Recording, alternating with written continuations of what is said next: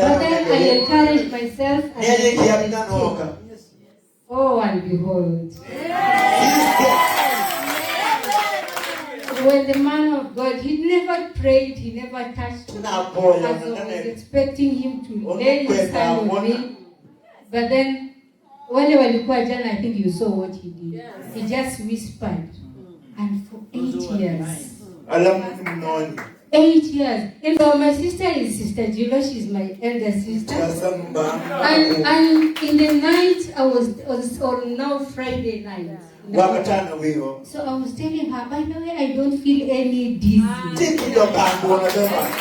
I was moving around the corridor and saying, by the way, I don't feel anything. And then what she told me, even that ear problem is going to be. And we left it at that. So yesterday I was seated somewhere there. And then as man of God was preaching, I tried to do like this. Just to try and see whether but I didn't hear anything. It was very quiet. It's like nobody's preaching. And then he called for deaf and dumb. I was really scared because I've had a problem for the last 8 years. 8 years I've been using one ear. So I sat there, I wasn't sure whether I should come out. And he insisted, looking at that side. Are you sure there's no person who has a problem? And then I remember I told someone of the sister, I have a problem. I have.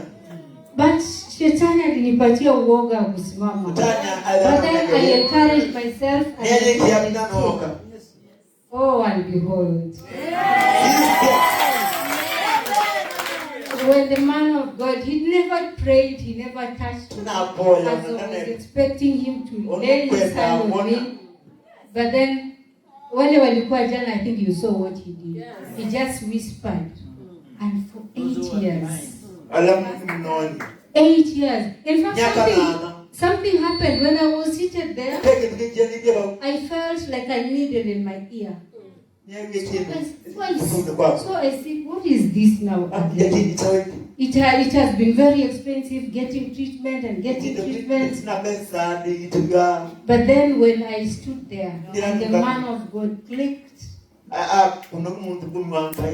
I went quiet because I wanted to confirm. But I can hear.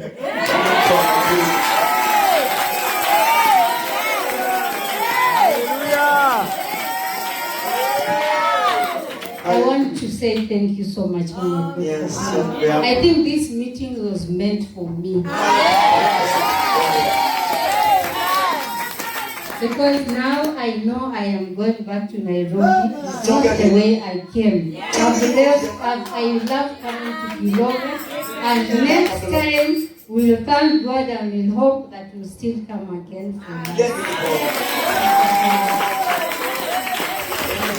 Isn't he wonderful?